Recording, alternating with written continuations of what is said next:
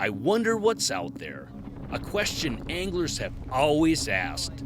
We've known big fish roam vast open water areas, but figuring out how to target them has remained a mystery for many anglers until recently. The power of technology has eliminated many questions, and the seemingly impossible now seems highly probable. And although muskies and probable may seem like a contradiction, what's been discovered in the open water has proven to be one of the most consistent patterns for big fish. How can this be? How can muskies, a low-density fish, roaming vast, featureless expanses, be caught with consistency? Well, what's out there may surprise you, and it's not as daunting as you may think. Today we join Jeremy Smith and one of the best young musky guns, guide Doug Wagner, as they reveal the secrets of the sea, targeting early season open water trolling muskie. They're shallow in the water, call them out over deep water, and there can be some hogs. What a fish, Jerry. Thanks, Doug. This has been awesome. Woo! There's one right there, I'm pretty Marking sure. one? Yeah. Side? Oh, yeah. There we go. Here we go. There we go, Jer. Yep, still on there? Yep. I got this, Jer. Okay.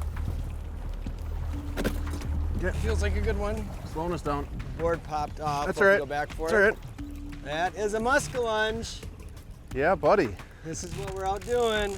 There is a key window that happens when muskies aren't really anywhere to be found in the shallows, and they're out here where the food lives. And that's what Doug and I are doing today, is chasing open water muskies. And I'm excited about this. Doug's one of those guys that I've been watching on YouTube, and he is, whoa, diehard young muskie fan. And Oh, yeah. this is my first muskie of the year. Couldn't be doing it with a better guy. I'm pumped about this. Here we go. I'm in neutral. I got us going on the Minn Kota here, so we're good. Excellent. You want to push a waypoint there too, Doug? Absolutely. Just so we can stay dialed. And there. I'm gonna come back, grab that net. sounds good. Here we go. Not a giant, but hey, not bad. It's a start, autopilot. Let's see, where do we want to go? Right here if we can. Right here? Yep. Oh no. Oh, well, that was fantastic, huh? That jump was worth the price of admission. It was a really cool jump. Hopefully you guys got to see that. So, we just got started this morning. We're putting some boards out, covering water, and voila, it didn't take long. Got our first muskie to strike. Very cool, man. Nice work. Awesome, Doug. This is cool.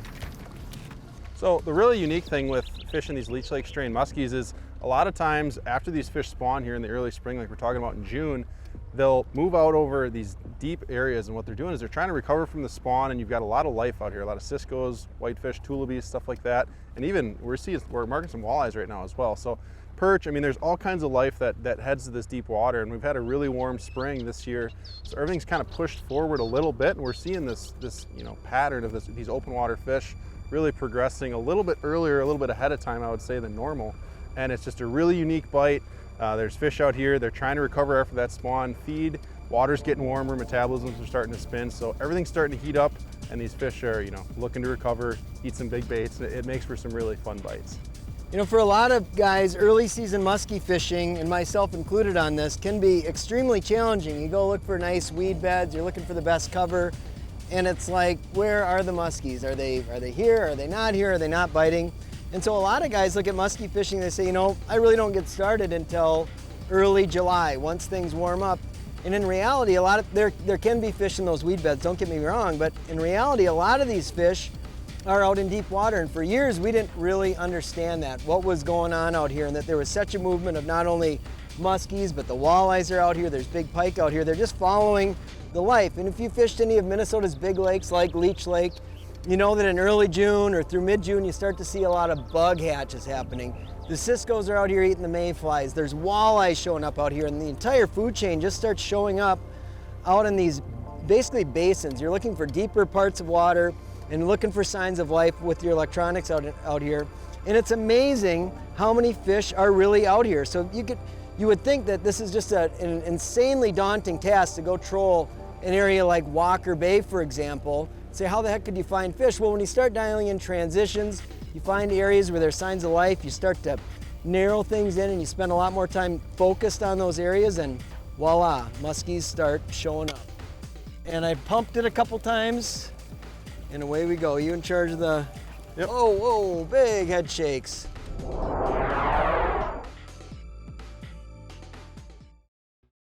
And away we go. You in charge of the, Yep. Oh, whoa, big head shakes. That is unbelievable. 2 fish on the exact same waypoint That's awesome. In the middle of nowhere, in the middle of nowhere. but it's really not. That's a nice one. It's too. really nice. Yeah, it's another nice one. I'm gonna come back I'm gonna here. slow us Yeah, down a yeah. little Can bit. you do Actually, that? I'm gonna kick us right in neutral. I got us with the Yep. trolling motor. Sounds You good. want me to clear that rod? We might. Well, let me see if I can steer him back this way. Now, one of the keys to this whole program is the rod, reel, and line that you're using. We both, or all of our lines are rods specifically designed for trolling. The one I've got this fish on right now is the Mojo Musky, and it's a heavy power, so it can take the load of these big baits and boards, but it's a moderate action. So look at how that rod is flexing throughout the midsection as I'm reeling this fish in. That's a really big deal for when these things thrash and roll and do what, of course, muskies do. If you have too stiff a rod, as soon as they bite, they tear the hooks out, and you're kind of hosed. But this is working really good. So I'm just going. You can ease the speed up just a touch, Doug. Sounds good. And you'll see here too, I've got the drag really quite loose once I'm engaged with the fish. In fact, sometimes if we get a big wave, the drag might even slip a touch. But you want everything to go nice and smooth and easy. You're not putting a lot of pressure on them. Bam. Is that a jack or is that a muskie? No, I think it's a muskie. Oh, it is a muskie. Nice leopard. I'm gonna walk back. Let's see your netting skills here, Doug. I'm gonna do my best. He's coming in like really way too nice. He's Way got to do too something nice. crazy. Got him? Now he's mad. Oh!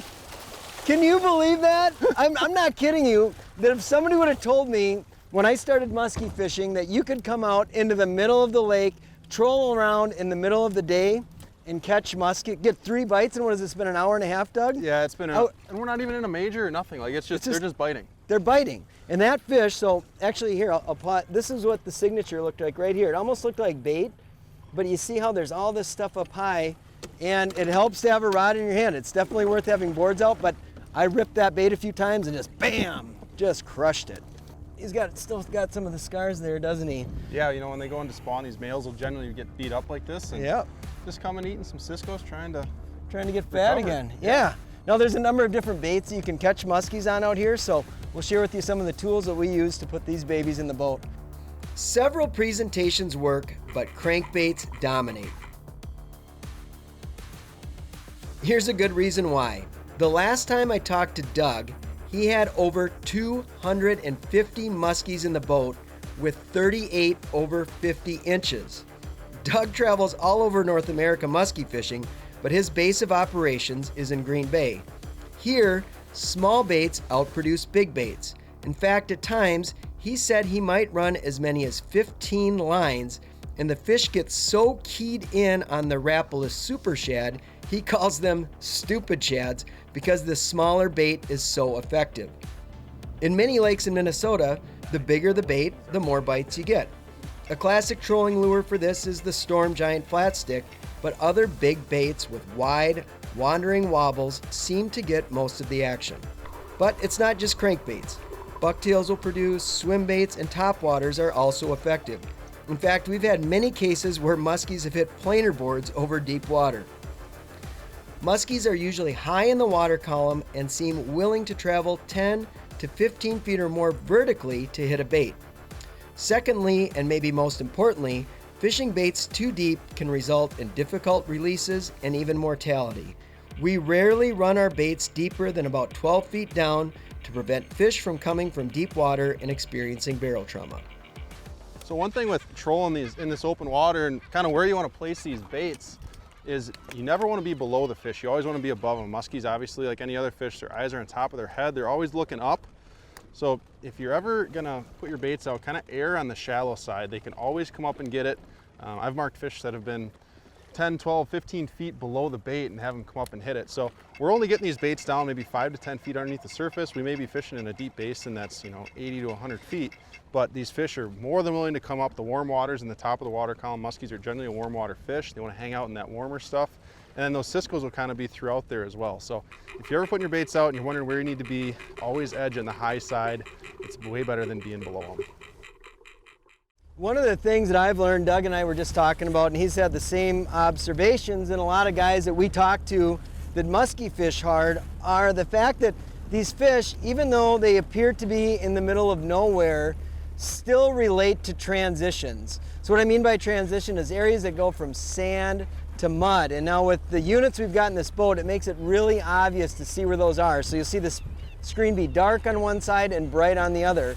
And it's amazing that it could be, that transition could be 100 feet down vertically, but it's like the muskies, the walleyes, the ciscos, they all know where that transition line is. And so we spend a lot of the time, even when we're out in open water, when we see areas where there's transition zones, we'll really key in on that. And I'm telling you, that will help you break down the water much, much quicker than just randomly zigzagging out in outer space going, I don't know what's going on. And pay attention, there will be areas that you see big concentrations of food. You might not always see the muskies, but where you see signs of life, chances are there's gonna be a big muskie somewhere in that area. And just like casting, just because you troll through the area doesn't mean that it's not a good spot. Come back at prime times, hit it at different angles, and often that's what it takes to get the fish.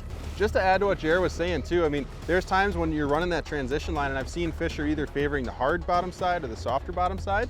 And that too will be when I carry multiple boards for each side of the boat. I've had times even where I'll run my entire spread on one side. I'll have a down rod right off the side of the boat and then 1, 2, or 3 boards, depending how many people are in the boat, out over the specific bottom that they're preferring, if it's the hard bottom or soft bottom. And you can see on your electronics where that transition is. It makes it really easy. You run your boat right on that edge, and then you know you've got all your baits out in the strike zone. And like Jared said, with the electronics, you can narrow it down so fast and make sure your baits are in the best position possible to get you some bites. Let's look at where to begin the search for open water muskies. First, start with basin depth. Look at it like trying to find crappies in the winter. Begin by looking for the deepest water. It might be a 30-foot hole surrounded by a 15 to 20-foot basin in some lakes. Or it might be an 80 or 90-foot area surrounded by mostly 50-foot depths. From there, we look at the break lines and bottom composition, just like we're fishing traditional structures. Using the depth highlight feature is a potent tool to dial this in. When you find a depth that seems to be holding fish, light it up and you'll instantly see features like sharp drops, points, and turns that you may have never discovered without depth highlight. Discovering hard to soft bottom transitions can also attract and congregate fish. Though muskies and even big pike and walleyes may be suspended many feet above these areas, bottom transitions are good spots for a reason: food. These transitions in the bottom are where many different aquatic insect larvae live. Early summer is when many of these species rise to the surface and hatch or undergo metamorphosis. Mayflies, the most well-known, occupy a tremendous amount of biomass in many systems, and when the hatch is on, fish of all species migrate to these zones to feast. Now, muskies aren't out there targeting mayflies, but they're after the smaller fish eating them. In many lakes, the big predators are after ciscos, but this same bite happens in shallower lakes that don't have ciscos. Perch and other smaller fish binge on these bugs too. Getting ultra dialed in takes more effort than just putting the boat in gear and driving over the middle of the lake. We follow contours and transition lines and repeatedly troll specific sections of those breaks, just like we would when fishing shallower structures. Trolling really is a team affair. It's awesome to have a couple anglers in the boat that know what they're doing. Now, if you're going to do this, this is an easy way to take people fishing, but anytime you get a muskie on, it just turns into chaos. So Doug and I both, we kind of have a system here. So I'm running the big motor here, but we actually have the trolling motor down in the bow. And so how this is working is I'm varying the speed with the mercury. So we're running our baits anywhere between 2.8 and about 3.8 with that low threes kind of being the sweet spot. But I'm constantly killing the motor, I'm giving it gas, I'm turning. That's why I love this Pro Guide, the tiller boat, for doing this. Even though it's open water, we're not necessarily contour trolling like you would in Canada. We're still able to turn with the tiller boat on a dime, and those turns can be big time triggers for fish. It really can be a big deal. But then when we hook up, the other part of the boat control system is Doug has the micro remote on his belt, and he can run the trolling motor. He does this. He knows exactly what to do when we get hooked up, and we don't have the pressure of the big motor pulling against the fish. Instead, we're using a little bit lighter pressure with the trolling motor, but keeping the momentum so our lines aren't getting fouled. All right, we're resetting our lines here, and I'm gonna put this back to 40 feet. Now, this is the same exact bait Jared's getting bit on, but we're gonna run it on a planer board. And for these bigger, larger baits, anything I would say over 7 inches, these offshore SST Pro Mags, really, really nice board. They're made for the heavy duty baits, larger, oversized aftermarket clips, and they keep these baits away from the boat. There's times where they really like it, like today maybe in the prop wash, Jared's getting these bites, but there's also times when the boat will kind of spook them and you'll want these boards and these baits out away from the boat. So SST Pro Mag, awesome for the bigger lures. The OR19s I like to run back in Green Bay where I fish a lot of my smaller stuff, but matching the size of the board to the size of your bait is super crucial, and it will definitely help you get some more bites. Okay, so the reel that we're using for this trolling application on all three is Daiwa's Lexa line counters. Now they've got a few sizes in the series, a 100, great walleye reel for like bottom bouncing. The 300 that a lot of walleye guys like because it's still compact, and then there's a 400. I love the 300 for this type of musky trolling. We're not fishing, you know, long lines way out there or lead line where you need a bigger round reel for the line capacity. This 300, I've been holding the reel. It just fits perfectly in the palm of your hand.